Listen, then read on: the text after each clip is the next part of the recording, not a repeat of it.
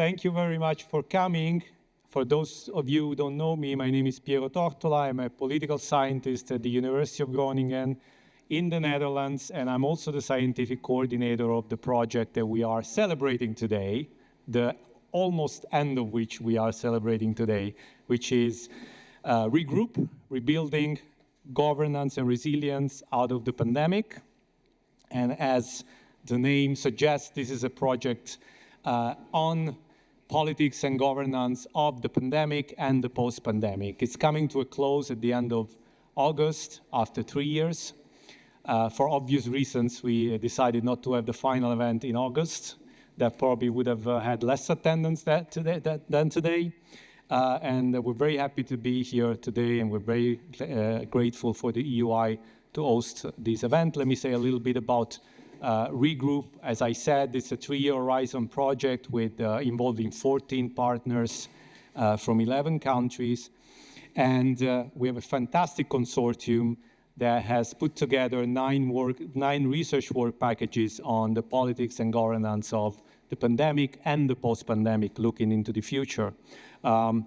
Looking at a diagnosis of the politics of the pandemic, an evaluation, meaning a normative assessment, a normative meaning ethical and legal assessment of the politics of the pandemic, and finally, and this is the part that we are finishing this month, a part on prescription, what kind of lessons we can learn from the pandemic that help us, in navigating these turbulent times today. So the point of this the objective of this conference today and tomorrow is to showcase some of our work. But I have to tell you from the start that we have produced a lot, and so there will be, if you want a more granular view of of the amazing papers and rest of the work that we have, you should log in on our website, which you find linked, you find written on that roll-up over there, and there you will have access to all the material that we have produced. And the second, connected to the showcasing of our work, the second objective, which is probably more directly relevant today, is really to, as I said before, to think about, to reflect on where we are after COVID, what kind of lessons, what can we extract from the experience of COVID that can help us interpret and navigate the turbulent times that we're going through in the present, and also say something about the future. If you look at COVID and the experience of COVID, it certainly has highlighted a number of challenges that are still very relevant for us today. Challenges such as polarization, political contention, populism, the rise of post-truth, and even the challenges to our democratic institutions. It also has highlighted our, and here I'm being a bit more optimistic, the opportunities that we can take out of a moment of crisis and what, European political systems can achieve when they pull their act together. And finally, what at the end of the day still more or less works in our political systems and in our institutions. For example, it certainly has highlighted the value of having a public health care that more or less still works. So I would say that it's very appropriate to take stock now and to look into the future and to take COVID as an experience to look into the future and to see what we can take from that helps us understand these turbulent times ahead.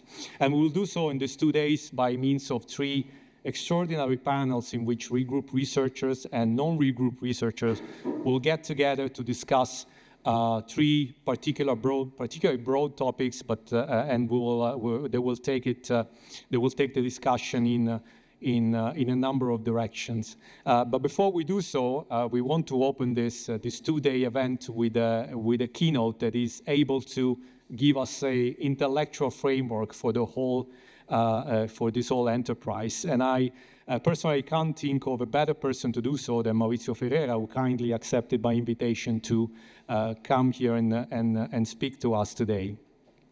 Now, Maurizio is a known name to many of you, I'm sure, in this room, but I will introduce him nonetheless. He is a professor of political science at the University of Milan, And Maurizio, as one of the most established political scientists in Europe, has given contributions during his career to a number of subfields, important contributions to a number of subfields of politics, among which political economy, comparative political economy, political theory, and finally the study of European integration. And it's really this latter topic that has been particularly at the center of his work in the past, I want to say, decade or so, in particular within the framework of two very high-profile projects that he has carried out, the second of which is closing in the next few months. The first, an advanced ERC project called Rescue, Reconciling Economic and Social Europe. And the second one, a synergy project called Solid. And if I had to identify a theme of these projects, I would say these are enterprises, endeavors that try to look at and reflect on the relationship between crisis, institutional development, and possible development of Europe as a polity. So as you can see, I mentioned European integration before, but the work that Maurizio has been doing in the past few years goes very well beyond what we usually define, more narrowly define as the study of European integration. This is an agenda that puts together a lot of branches of politics, and very productively so. And I have to say, finally, that I had the pleasure of being involved in one of these projects because I worked with Maurizio for Rescue at this point a decade ago before moving to the University of Groningen. And I'm still very grateful for him to having given me that opportunity, especially because as many Italians, I was coming from studying abroad, and I was finding my way to going back at least for a few years in Italy, and Maurizio certainly saw the potential in me and brought me back. And it was a very nice experience. So Maurizio is not just a colleague, but he's also a friend, and one of those people who I can call a mentor. So I'm very happy to see him after a decade, and I'm very grateful that he's here with us today. I very much look forward to what he has to say. Now, Maurizio, we have a 1 hour block. Roughly speaking, I think I'm giving you even 5 extra minutes because I was particularly fast. And as we agreed, we will try to leave at least 25 minutes or so for a Q&A after your keynote. Thank you very much, and let's welcome Maurizio with a round of applause.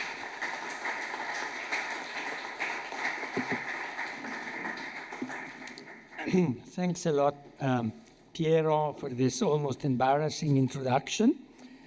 But you're right, we have developed a very solid relationship over the years, ever since we started working at Rescue together. And this is one reason why I accepted to be here today, despite the heat and my sore tooth. Because we are such good, friends, personal and professional friends.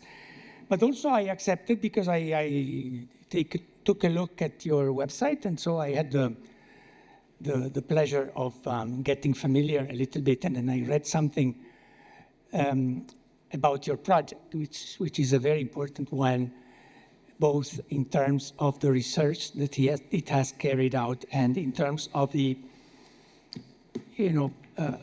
proposals that it makes, not only in terms of the future research agenda, but also in terms of scenarios and in terms of policy proposals. So I'm happy to be here, and also after listen to your presentations. Now, as you said, I am going to present some ideas that we have developed within the SOLID project. SOLID stands for Solidarity and Sovereignty, Solidarity and Identity in the EU, essentially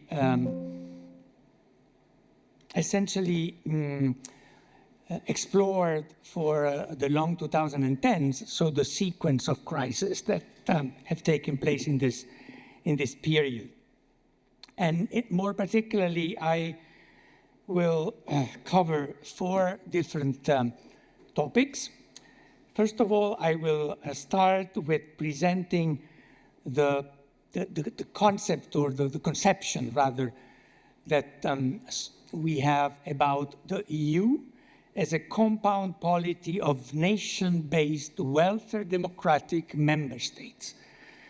And this long definition also contains in itself some, let's say, a diagnosis of the logic of development of EU building, in particular the programmatic tension which accompanies EU building in a context of institutional fragility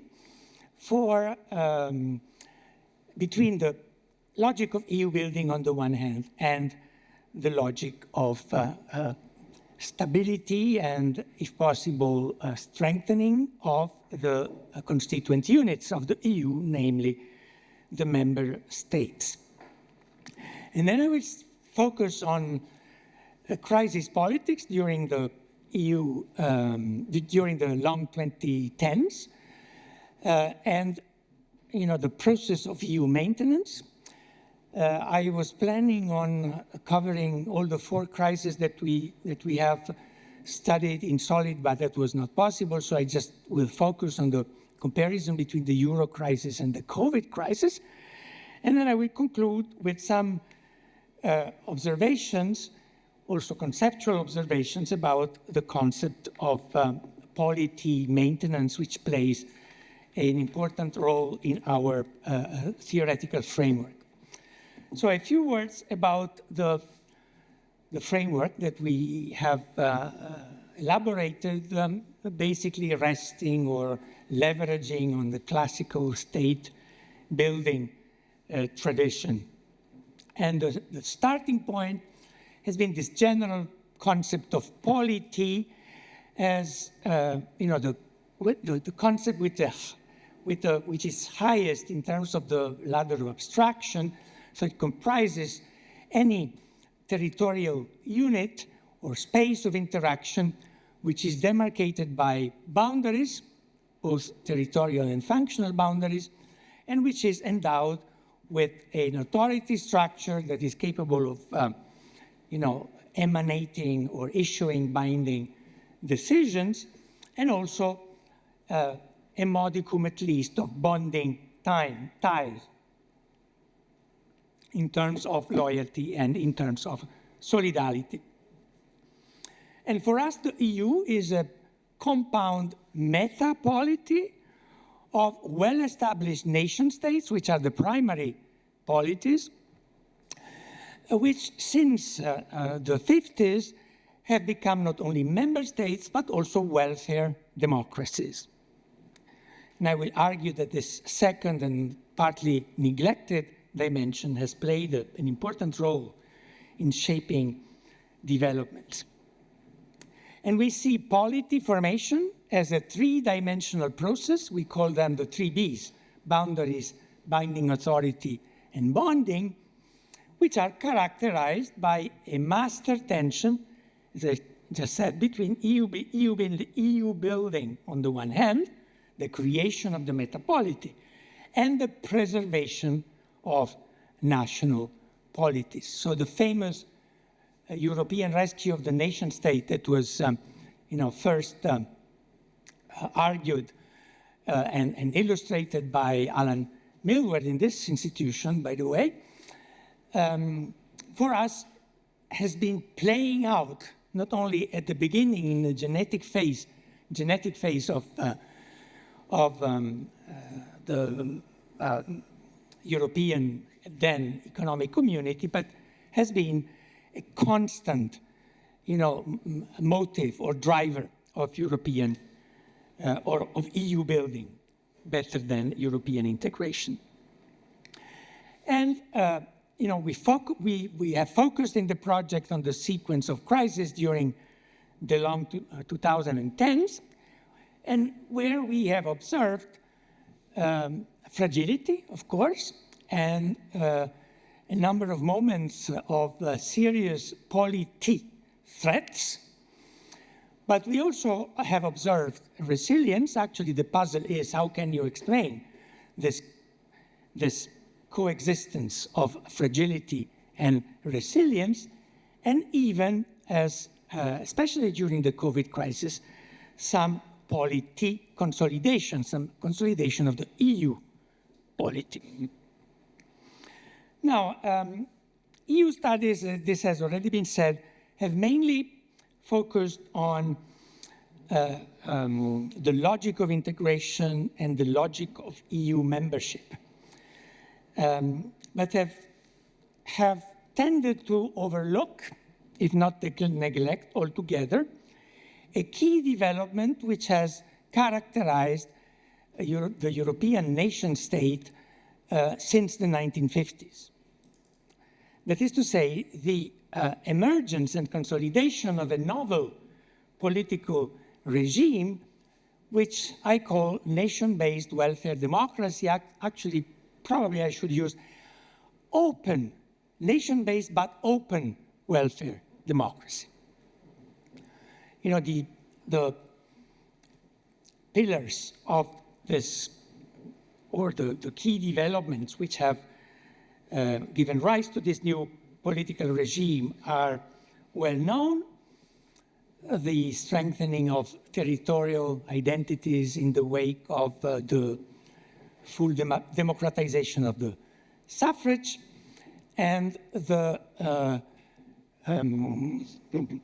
mobilization of citizens in the electoral channel, because citizens have been conferred the direct electoral control of political authority and their decisions, therefore promoting dynamics of political exchanges between citizens and elites, political elites.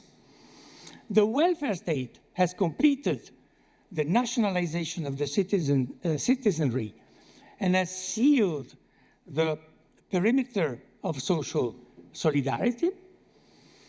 And state-national polities have become, and I'm using here a Rocanian expression, communities of trust, underpinned by a generalized belief in the efficiency and fairness of the territorial government.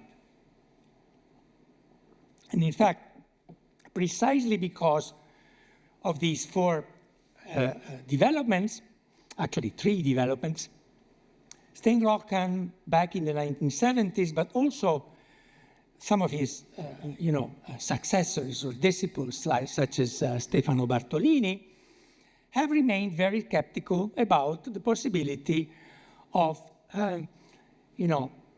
political integration in the strict sense, that is to say, an expansion or an extension of political democracy beyond the boundaries of the nation state. Now, member statehood, which is the second dimension, is very well known, so I don't need to dwell on it. Let me just say that something which is obvious, but sometimes not spelled out explicitly, namely that EU building has not implied the formation of a separate and subordinate layer of government endowed with independent direct legitimation and fully fledged state powers. And drawing on recent developments or advancements in federal theory, I then characterize the EU compound polity, which has not jumped into shared rule understood as, what is the second point, a separate and superordinate layer of government. This is the quintessence of federalism, according to some recent strands of the debate, but has developed a highly sophisticated but still different political institutional system of sharing in rule, in which the constituent polities have not, even if formally they've delegated some powers to EU institutions, are still the key players in the EU architecture. and they come to the exercise of political authority by means of deciding in concert.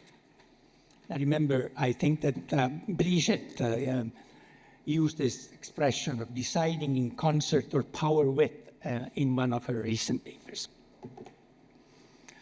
Now, this slide summarizes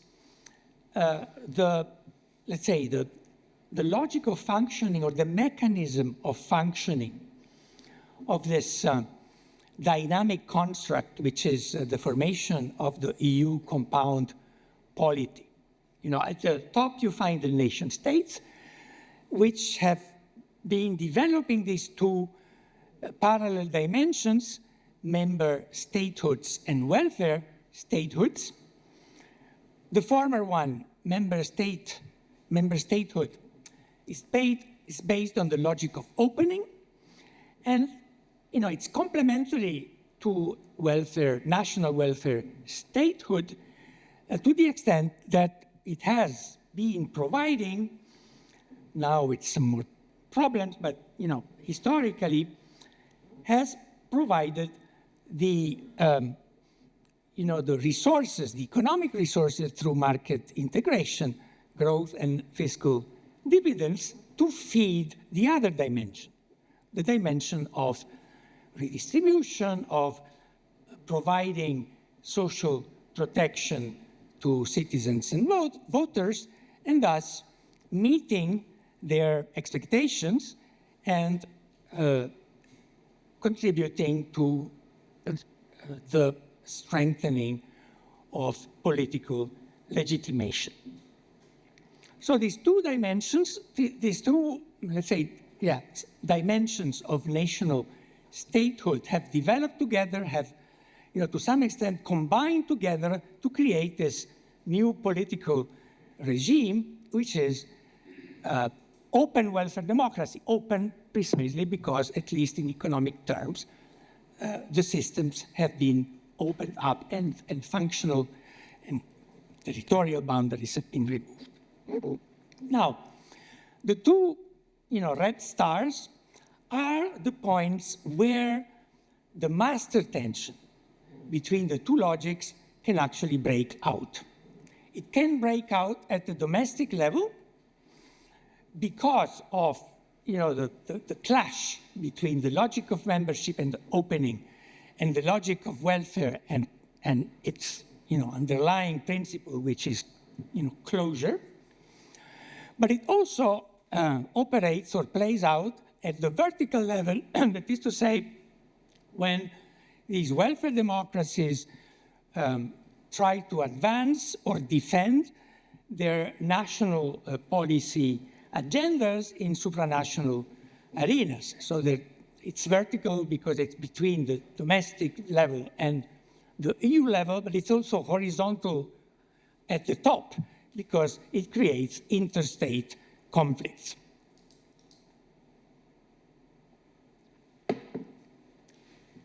So let me try to illustrate how this mechanism, let's call it mechanism for simplicity, has played out during the crisis period. And I summarize in this slide, I'm sorry if you cannot read it, yes. Now, on the right, the second column, you find the four basic elements or features or developments that have accompanied each of the crises that have affected the EU since 2010, basically.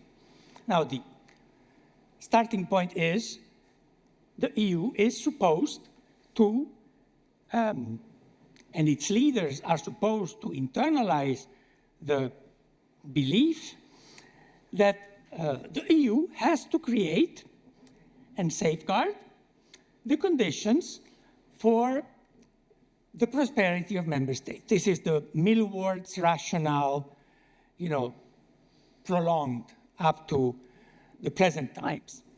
So the member states are happy about European integration to the extent that it is a win-win game.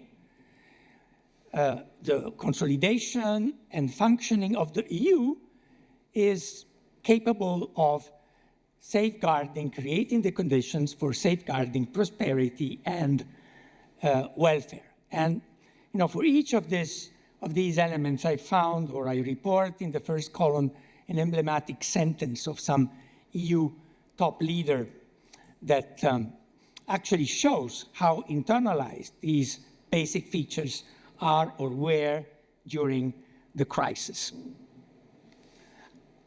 Achieving this goal creates political tensions at both the horizontal and at the vertical levels, which the extant institutional framework, based on sharing in rule, may be unable to handle.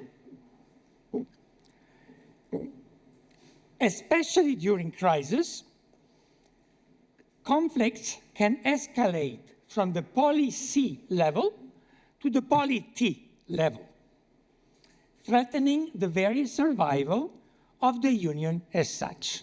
What underlines the idea of this existential crisis. Juncker saying, if we go on like this, we are going to see the EU unravel before our eyes.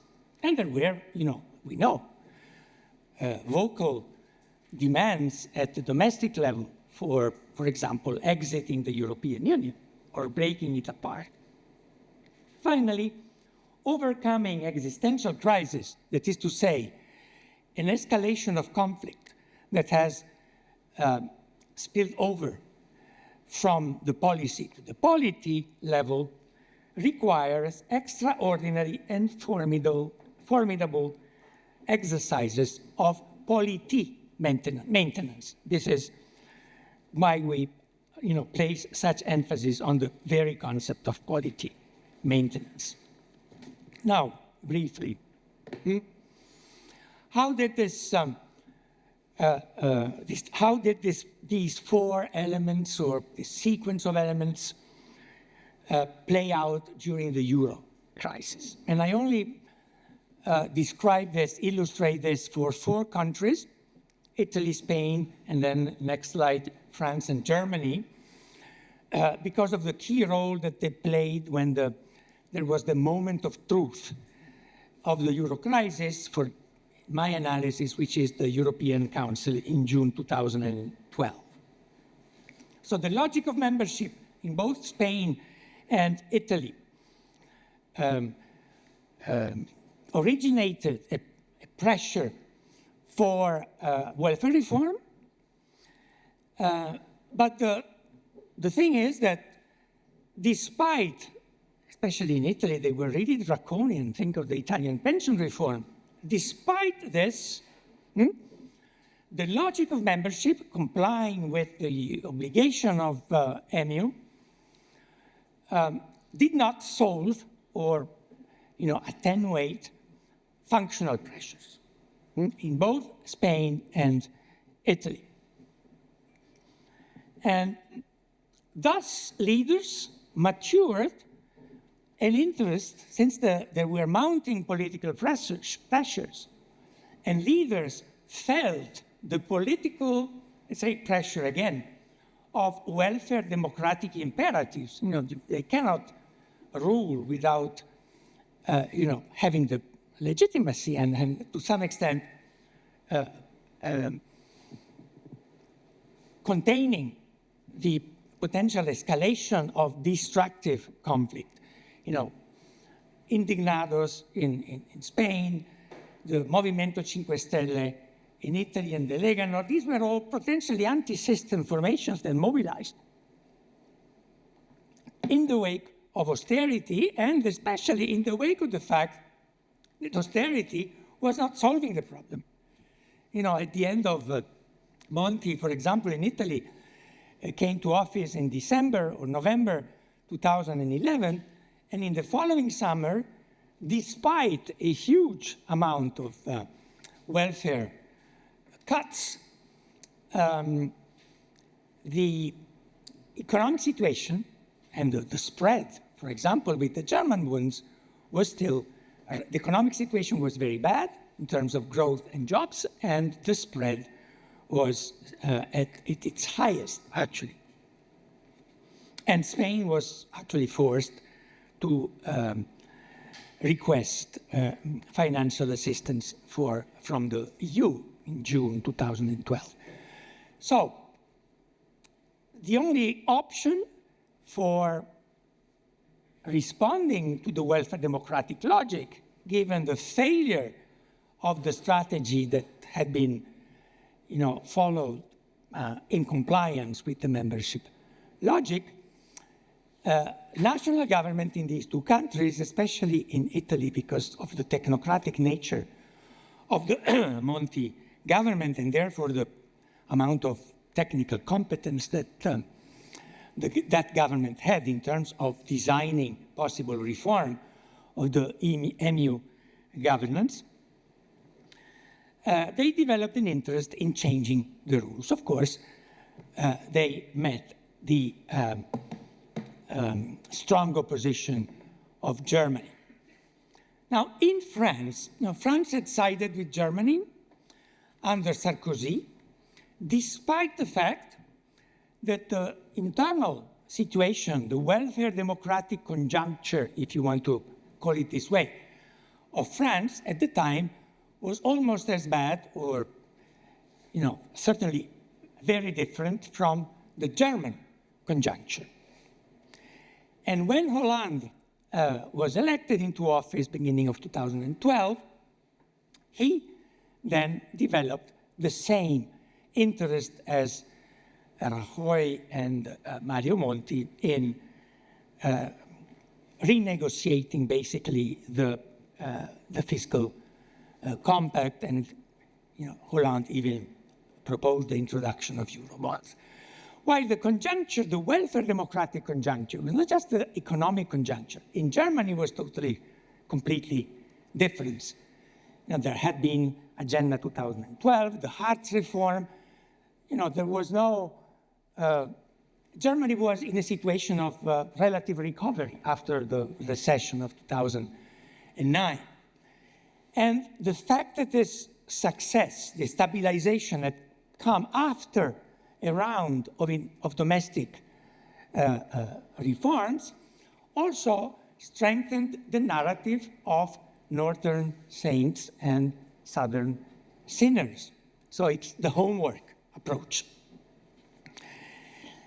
There were no very significant internal protests around the issue of austerity, and there was a very entrenched ordo-liberal consensus on refusing any step towards what they call a transfer union. So for Germany, it was still working in the Milwardian sense, if you wish. The EU is there, and it's a benefit for us as a polity. And it was not only Germany, it was also the Netherlands, Austria, Denmark. They were all these member states were in a situation of relative economic recovery after, the bang of recession of the late 2000s. So they were not interested, even beyond, let's say, ordo-liberal beliefs and convictions. The moment of truth in my reconstruction came at the end of June, when there was an overt breakout of the master tension, the juxtaposition of the northern and the southern coalition supported by France. And there was this, rather unprecedented veto during the Council on the side of Italy and Spain that was also not supported formally but understood by France. It's very well described in Hollande's memoir and also more recently in Mario Monti's memoir.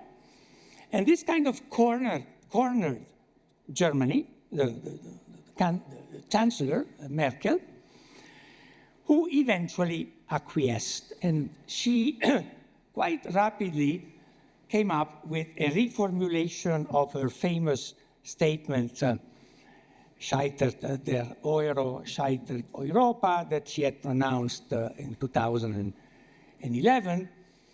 And while at the time she meant we need to introduce stricter budgetary rules so that the Southerners do their homeworks, in this case, the new recipe was, well, we have to accept the strong demands of our partners. And this paved the way to Draghi's Whatever It Takes, which took place in July 26. It's interesting that in her own memoir, Angela Merkel doesn't acknowledge this passage. Memoir must be taken with a grain of salt. I had a long interview, personal, with Mario Monti, and I think he didn't lie to me in this interview, and he actually told me the story. Now, let me turn rapidly to COVID. Now, the COVID crisis also witnessed a clash between the two logics. The important difference is that there was no mounting Eurosceptic pressure inside domestic political arenas. There was a high expectation of protection on the side of voters, but the mobilization was more linked to other developments that you have explored in your project. But there was, again, because of the difference in budgetary conditions, a divergence between the Southern Solidaristic Coalition, which was actually again led by France this time, and the Frugal Coalition. And the peak of conflict was in mid-March of April 2020, and it was a much more compressed crisis, as you know, and there were two moments of truth. One was at the end of April, and the other one was at the end of July, when a very long European Council orchestrated this joint solution, the NGEU, resting on debt mutualization and fiscal solidarity. Now, common features, there was an activation of the master tension, as I call it, undermining the foundational political rationale of EU polity building, that is to say, creating a virtuous circle between growth, jobs, and welfare. Therefore, more EU, strengthening the EU means greater benefits for the constituent polities, and therefore their capacity to meet the expectations of their voters, and welfare or social clienteles. Of course, there was also a public health component during the COVID crisis. The reaction was much faster and much more effective in the COVID crisis, and there is a large literature which has suggested, the reasons why this has been so. Also, a great literature, a vast literature on why Germany at the end switched camp and sided with the solidarity, at least partially with the solidarity coalition, and contributed to EU polity maintenance. But I don't want to get into that debate, which is very developed. I want to bring in a different angle, which rests on this notion of maintenance, which we bring or derive from the classical political system theory, but that we do not treat in the classical Pearsonian way of something that unfolds almost on its own, but we use it as something which involves agency, deliberate agency. Even, of course, this agency can leverage on existing institutional resources. So maintenance in the classical literature means to keep a political unit together and functional, despite or in spite of adversities. And I think that in order to conceptualize fully this notion, you have to identify or to bring in two different dimensions, the functional dimension and the political dimension proper, and two levels, the policy level and the polity level. And of course, the most crucial and the most difficult exercise of maintenance that an actor can engage in is the one in the bottom right cell, keeping the polity together and therefore, safeguard its legitimation despite foundational conflicts with which, challenge the basic political and institutional elements on which the polity itself rests.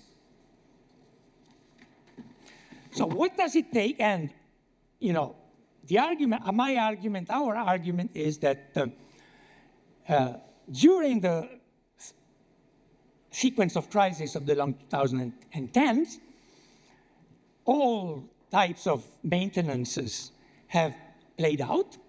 And of course, policy maintenance is a necessary condition of polity maintenance, because you can rescue a polity politically or functionally only by means of policy decisions, okay?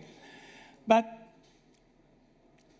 adopting a polity maintenance perspective means that you shift one level up and you don't try to bring home a consensus on this or that particular policy, and certainly not advance your own interest in this, let's say, negotiations about or conflict about policy, but to operate and act on behalf of the entire.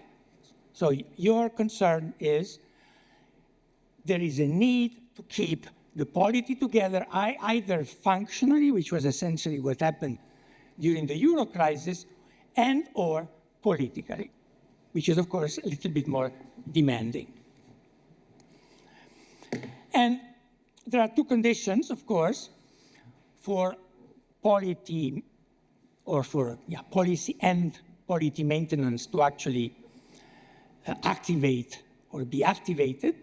There must be, among the leaders, a crisis consciousness, what I call it crisis consciousness. They must be aware that the pressures, political or functional, pose a significant threat that jeopardizes foundational elements of either the EU or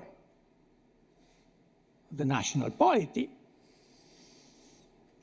And there must be, at some point, either immediately or after a phase of national reflexes, the awareness that the solution to the crisis can only take place at the EU level and therefore requires an engagement in policy and polity maintenance at the EU level. And as I say, at the bottom of the table, maintenance requires policy puzzling, to use Heckler's famous metaphor, and decisions to be effective. But it requires also a lot of powering of political dynamics, starting from the initial choice of investing in order to orchestrate consensus. And this investment requires some level of political capital, or credit in terms of support and legitimation.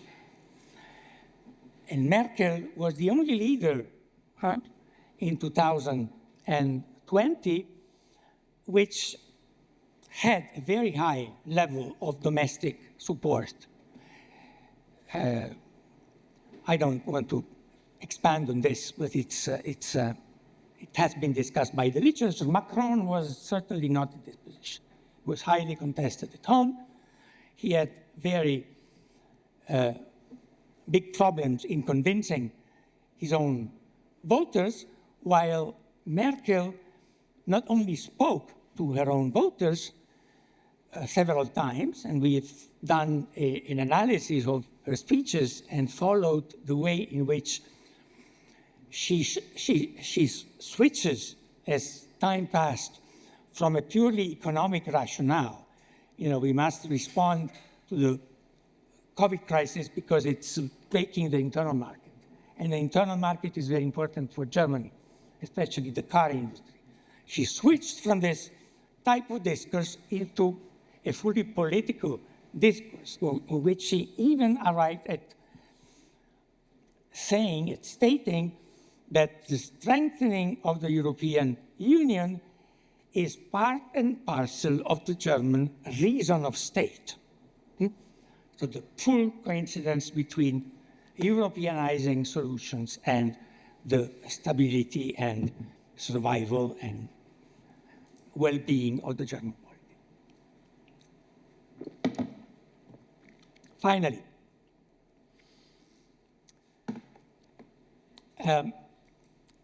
I can only briefly say something about the first and the last lines. We have in the project also examined with this angle the Brexit crisis and the refugee crisis. So if you start from the right, you have the outcome, which was also the goal of this maintenance exercise, systemic sustainability of essentially of a functional nature in the case of the euro crisis, which actually created, because the solution to the euro crisis, despite whatever it takes, left a legacy of social and political disruption. The monetary backstop was the policy instrument that was adopted in order to safeguard the systemic sustainability of the monetary union, but there was behind the choice of that a political choice.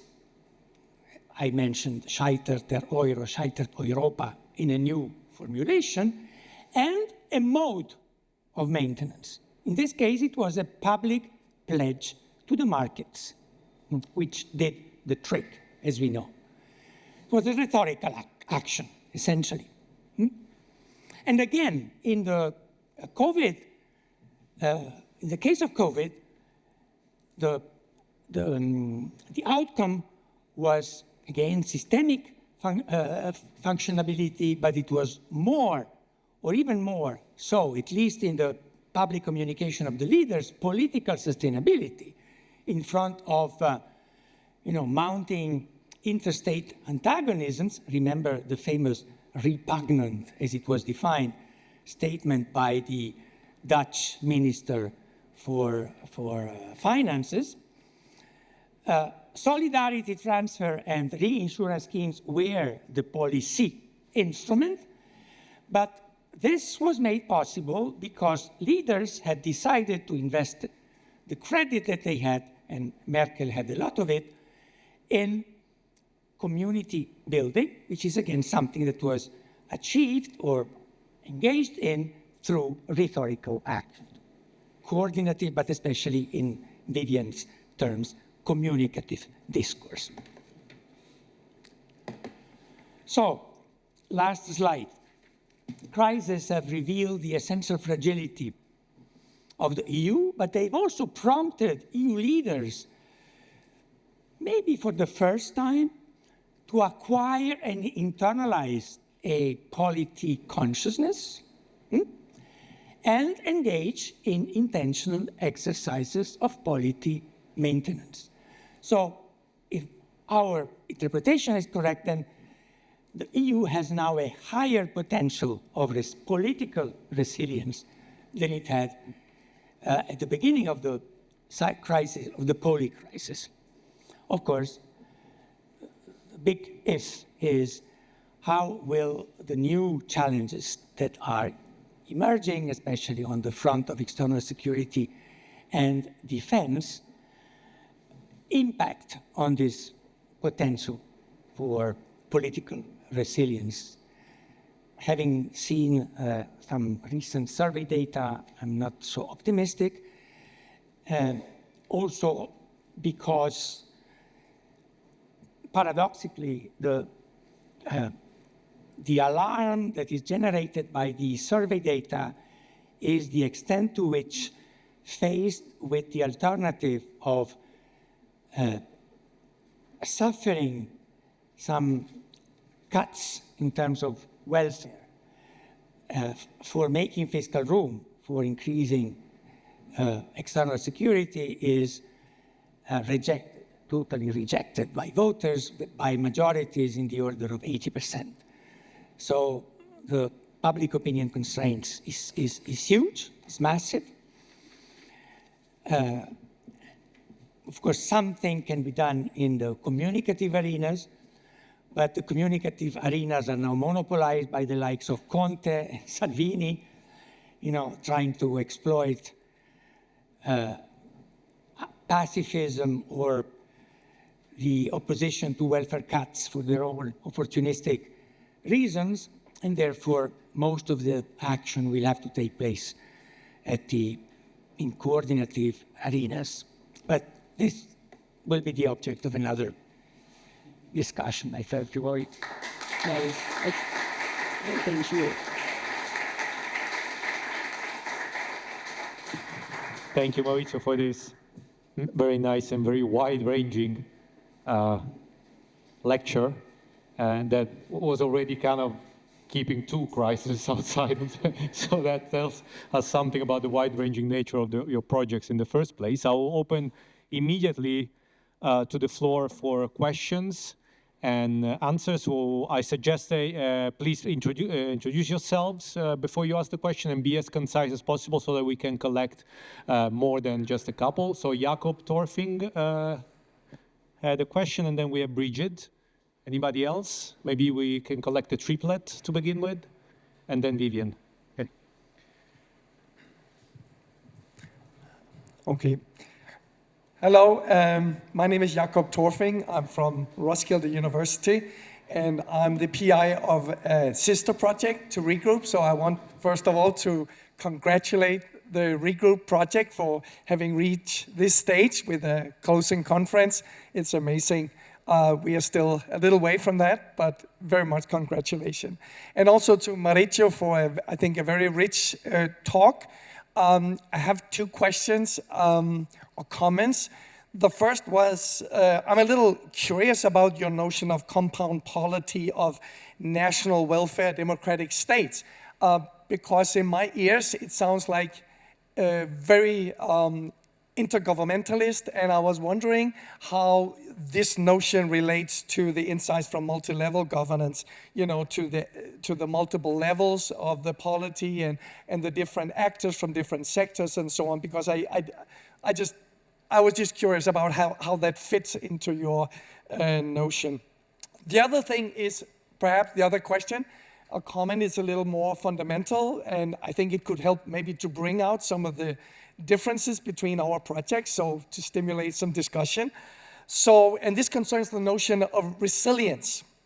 And I totally agree that in the face of crisis and turbulence, we should not want too much breakdown of polity or policy.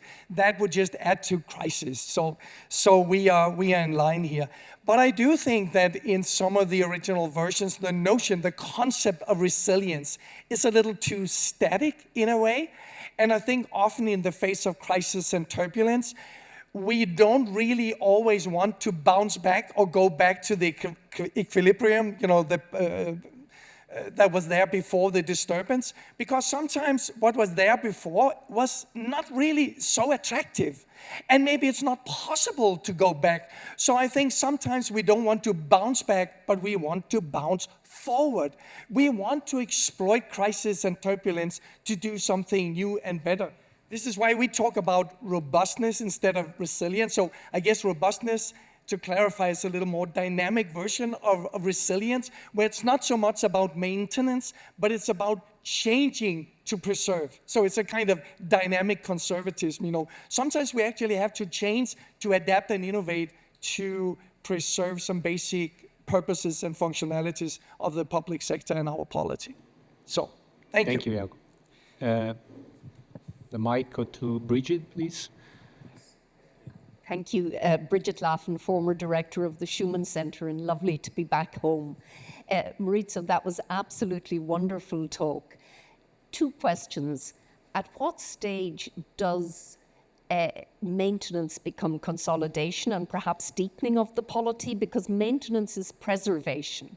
But I don't think that's what we're seeing here. I think there's also, because these crises were both sequential and overlapping, and there's a legacy left by each crisis. So how do we move from, and it relates to the resilience question, are we looking at a more robust, has this polity deepened, both because, again, your focus was very actor-centred, but also have we seen deepening on the institutional side, which is more to consolidation? And then secondly, you ended provocatively on security and defence, which of course is the topic of the moment. And there is one vicious cycle that one can see where it becomes a guns and butter battle, which would create very serious vertical tensions and horizontal tensions in the system. But there is also a virtuous cycle available, and that is that the EU will have to borrow to deal with the expansion of expenditure in defence and security, and that it could also strengthen Europe's industrial base and create growth and jobs. So in other words, the future is open rather than just the guns and butter, I suspect, but I'm not sure. I'd like to hear what you think of that. Thank you. Thank you, Bridget. Vivian? Yes, I think I have Vivian first, and then Calypso, if you we'll get to you next. So Maurizio, yes, magnificent as always. Yet another great project and talk. And I really like your division of member states and welfare states and all of that. I think it works really well, and I'm really convinced that the system kinds of logics you create work. But previous crises kind of were in a stable international system, as it were. And so I wonder about current geopolitical disruptions and the U.S. as world hegemon sort of self-destructing.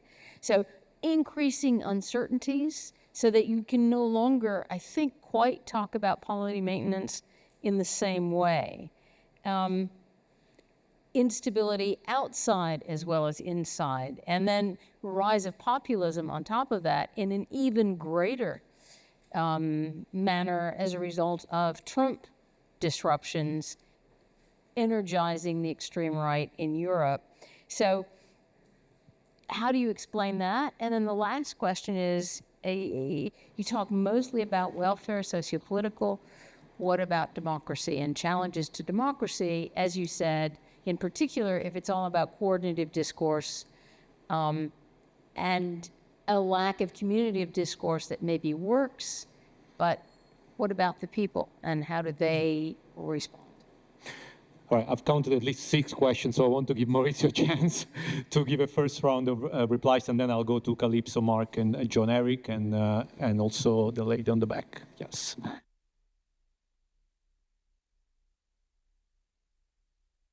The overarching question that has to do with the meaning of maintenance and its, conservative bias or a bias towards the status quo or bouncing back, as you said, which is part of the concept of resilience. Now, I agree with you, and I think this is still a problem in the written publications that we have produced, but the way around it, for me, would be to shift the reference or the emphasis from maintaining the EU to maintaining the synergy, which is in itself dynamic, between strengthening the EU as a compound, complex polity and the stability as welfare democracies of the member states. Okay? So it's the logic which must be maintained. It's the virtuous circle that must be maintained, even if this implies quite substantive or significant institutional changes. And I think that this is exactly what happened. I mean, new policy templates have been experimented with, have been created almost from scratch. You know, the citation from the quotation from Juncker, from Van Rompuy. The rule book doesn't help us. We have to invent it, to invent a solution from scratch. And a lot of solutions were invented from scratch, especially during the COVID crisis. You know, think of this reinsurance schemes, SURE, and then the RFF. But also think something that I mentioned, the template, the very complex but extremely smart, in my view, template of the European Health Union. European Health Union, which I've read a paper, I can't remember which one of the REGROUP paper it was, possibly Jan Erik's paper. Coordination and coercion, you know, the member states put coercion and EU put coordination. Yeah, but it was not only coordination, because it was an expansion of power at the EU level of everybody. So the Commission got more powers. It got the power of declaring a state of emergency, for example. The member states got more powers because they had a seat in all the committees that were created in this very complex architecture of the European Health Union. So we call it expansive unification. So it's a unification as the most general mode of integration, comprising all the other ones, including coordination or binding legislation. These are all modes of unification through an expansion of power. This is why I like your paper, because you focus on power. Everybody got more power, because power is not a zero-sum game. You can create a power gain by increasing the overall amount of power and distribute it differently to the various actors, so that you reconcile, you know, their diverging interests and ideas. So the relationship would be institutional reforms, which are partly adopted merely as the result of puzzling. So these are good solutions to the problem, to the functional problem, but also instruments of polity maintenance, because there are ways through which the polity is maintained. And this is the new thing, which I think I would consider as a sign or a signal of consolidation. This appearance of a polity consciousness. Now, it's true that come another government, they may lose. They may lose. But it's not just elected authorities that develop institutional memories. You know, they are then embodied in the organizational structures of institutions, in the procedures that are adopted. So next time a new, for example, take Meloni. She didn't have, when she arrived in government, I mean, I've observed her quite closely, she didn't have at all a polity consciousness. You know, she wanted that. Now, she said the pacchia è finita.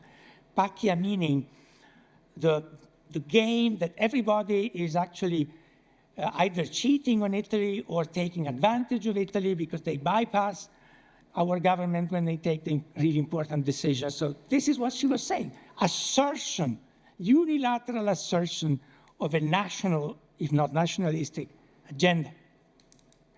But then she was there. I mean, the finance, the economy minister, I mean, Giorgetti from the Lega Nord, he is the paramount example of how the institutional memory of the minister that he is occupying has forced him to internalize polity constraints and internalize this logic so that, you know, we cannot accept top-down, let's say, diktats from Brussels.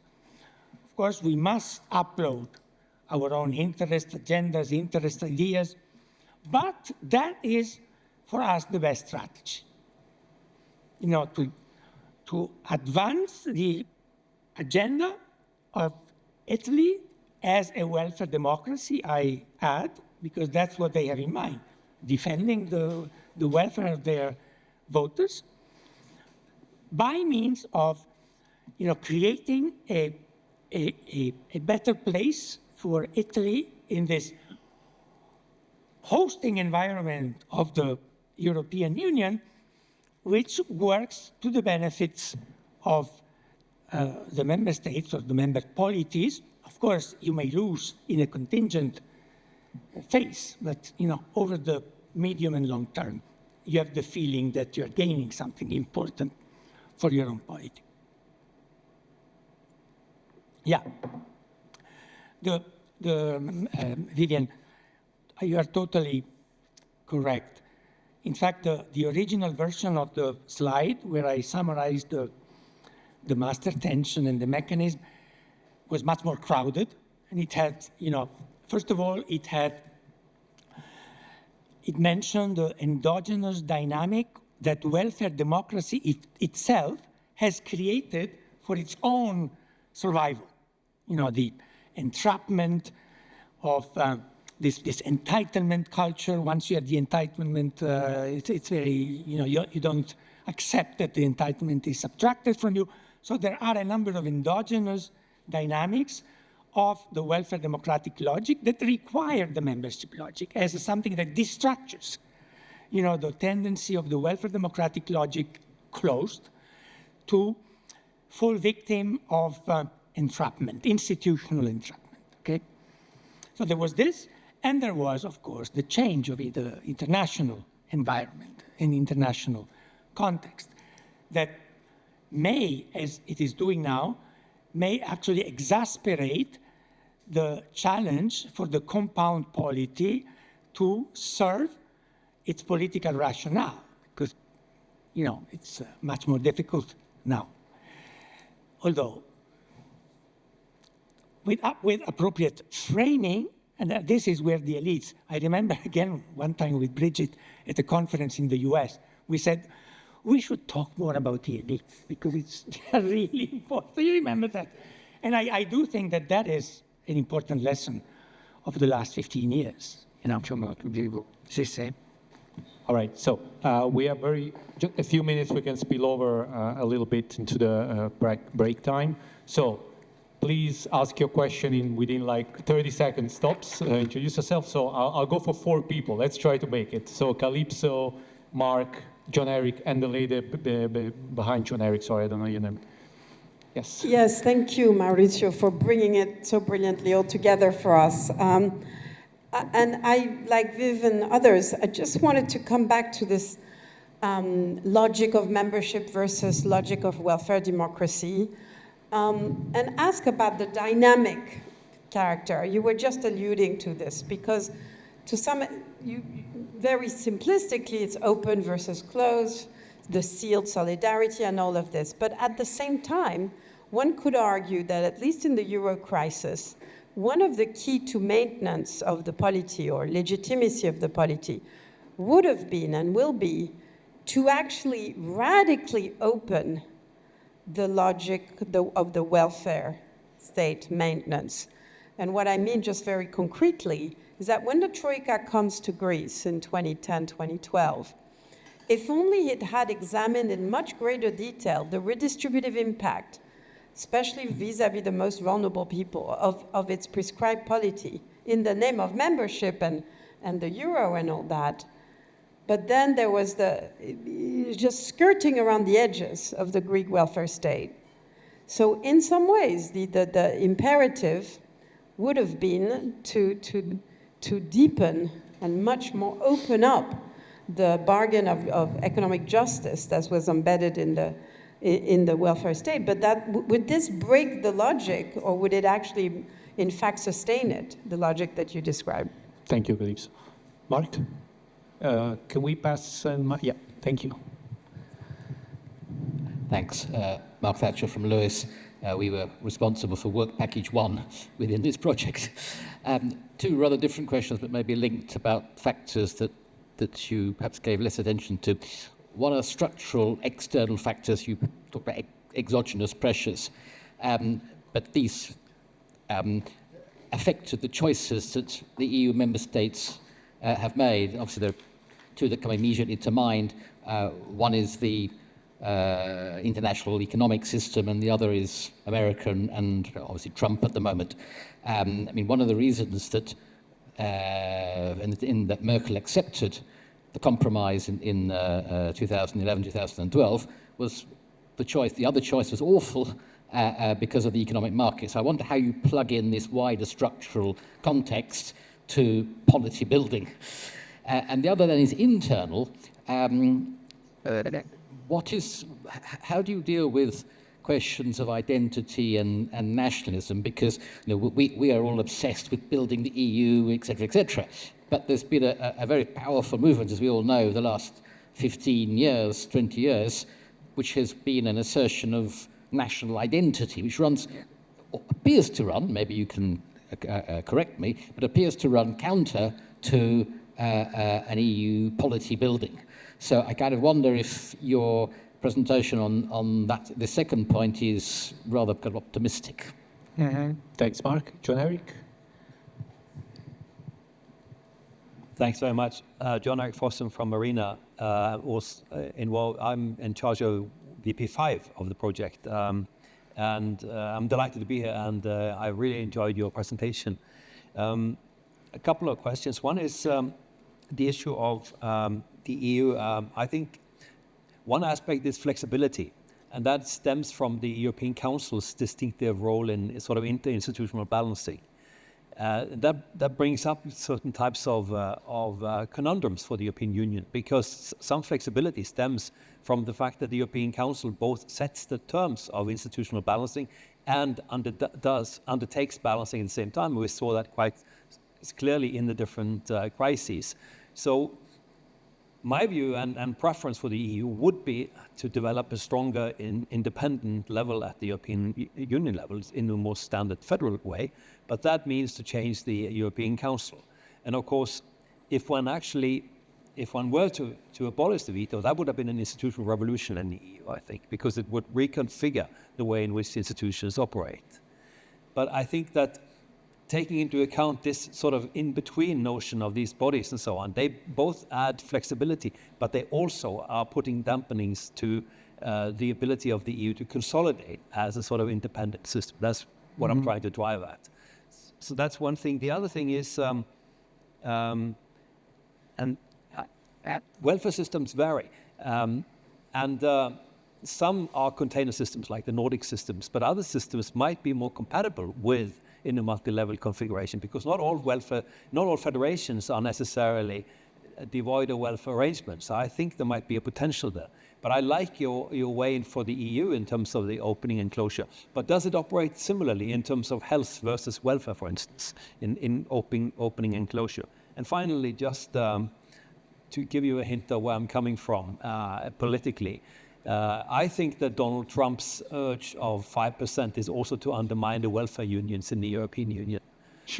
So this is why I would pitch it. I mean, this is what we're up against when we're seeing American autocratization. Thank you, John Eric. Last but not least, please introduce yourself. Thank you. My name is Claudiana Beshko. I am a visiting fellow and a former Jean Monnet fellow at the UI.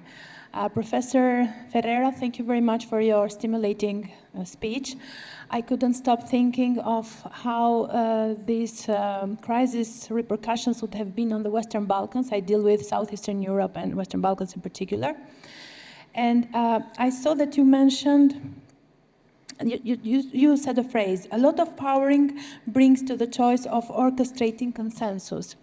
We experience like a orchestrating of consensus in the region all the time. And I just wanted you to elaborate more on this, since in the Western Balkans, this has brought to what we call the formal compliance with the EU norms. Thank you. Thank you very much. Maurizio, what do you think? 5 minutes for all of them? Can you do it? No. Yeah. On Calypso, yes, I see what you mean, and I agree with you. I also think that you mentioned Greece. Perhaps the third bailout was a little bit more open, precisely in the direction that you mentioned.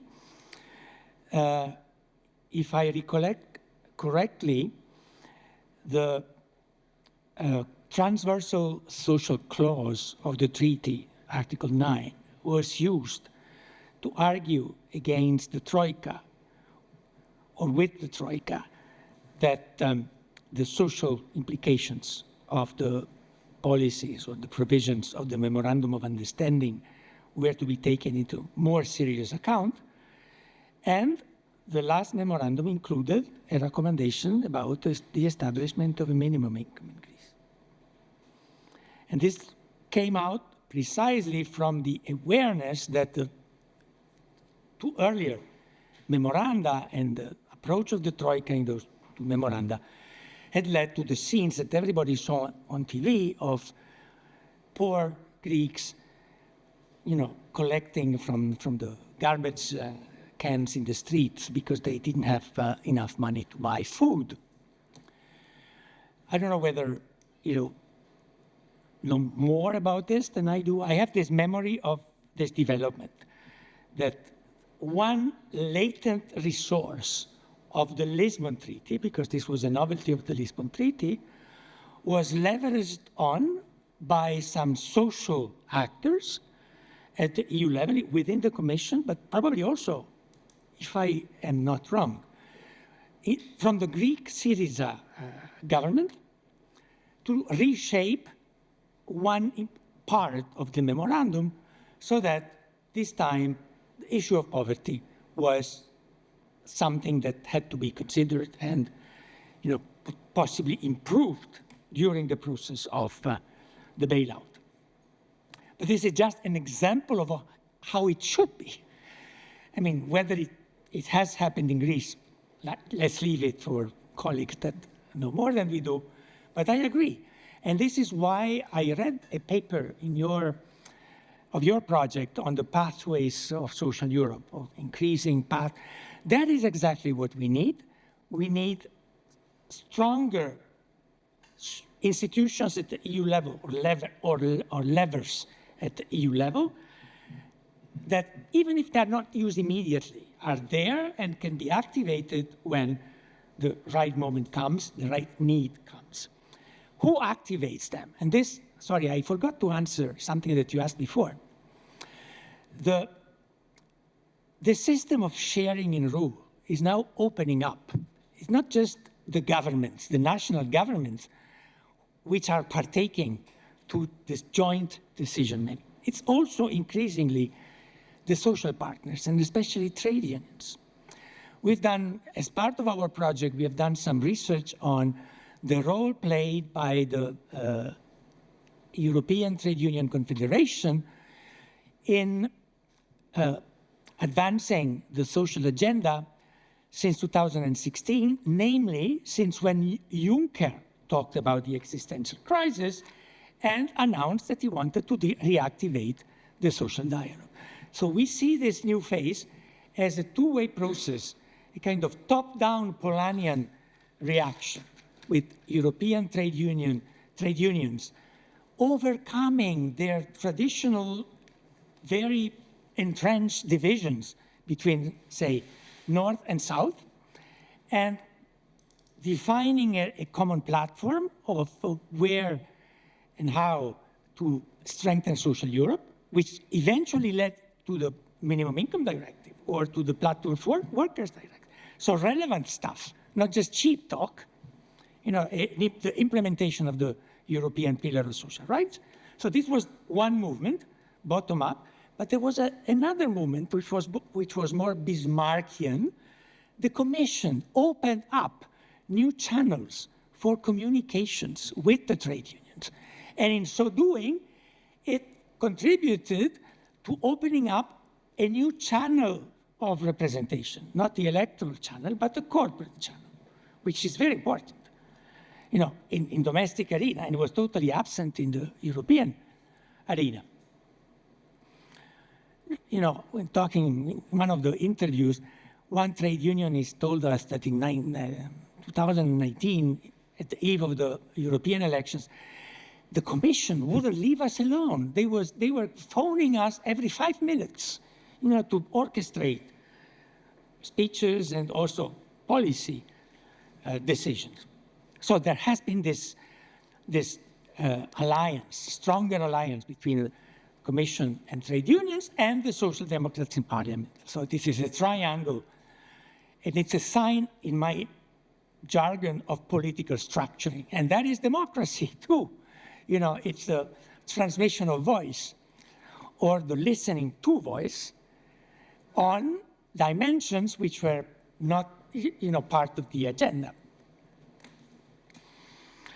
On nationalism, yes, you're right, but my response would be nationalism today in welfare democracies has a lot to do with access to labor markets and access to welfare benefits. One key aspect of nationalism is welfare chauvinism. So they don't want the outsiders because they want to reserve their places, their benefits, their jobs to the community of which they are a part, not only in the national community, but often the local community.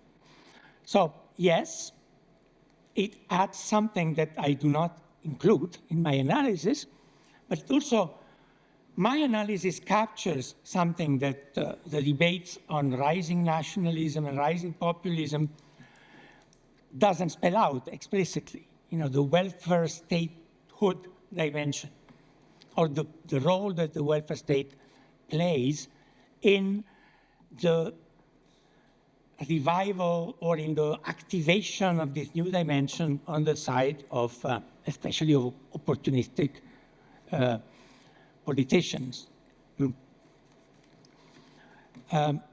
I agree with Jan Erik, although my position is less, let's say, strong and solid than yours in terms of whether the EU ought to and could ever reach or overcome the federalism threshold if federalism is understood as the establishment of a separate autonomous layer of government with an independent legitimation and its own administrative and coercive powers. I think this is difficult. I think that at least for a long time, we are going to witness ups and downs of this sharing in rule pattern, open up to more actors than just the national government, and paving the way for new, let's say, avenues and forms of democratic political exchanges, which are not necessarily linked to periodic elections, but more to the opening up of these new channels of representation, which provide incentive for national segments of society, interest groups, civic society associations, to actually redefine their interests in order to build coalitions that can be effective at the central level. Maybe this will spill over and make both Parliament and through the functionalization of conflict, or the Commission more capable of resisting, the But for the time being, I think that the flexibility which accompanies the role and nature of the European Council as the overall, what do you call that? La pietra portante, quella che metti. The keystone. The keystone. The keystone is the European Council. It cannot be the Court of Justice, cannot be the treaties, it's the European Council. And the way in which the European Council tries to balance the two walls that without the keystone would probably crumble against each other, right? So, for the time being, given the constraints of the extant institutional framework in changing the treaties, establishing a constitution. Sorry, about the West Balkan, I must confess that that's my fault. I don't know much about that area. What I can say is that the enlargement has always been a very important instrument for expanding the reach of the polity and for the polity to better control the external environment, absorb the pressures coming from the external environment, and possibly help reformist coalitions in the neighboring countries to embark upon democratization, basically, and pluralism, okay? I think now this is going to require a lot of political effort on the side of the elites because, every new round of enlargement is more difficult precisely because the EU has become larger. And some of the dynamics which I summarized I didn't mention it, but of course there has been an enlargement. Initially, it was easier for just 6 member states to maintain the logic that I described, the Milwardian argument, of rescuing. As you put in new polities with diverse member states, it becomes much more difficult to forge coalitions and to, elaborate ideationally, not to speak of constructing politically this win-win consolidation. It's very difficult. And some welfare states may be so different from the other ones that it is not possible to reconcile them. I mean, I think the Brexit was to a large extent caused by welfare chauvinism and the mounting opposition of the British voters, activated by Farage and the logic of party competition,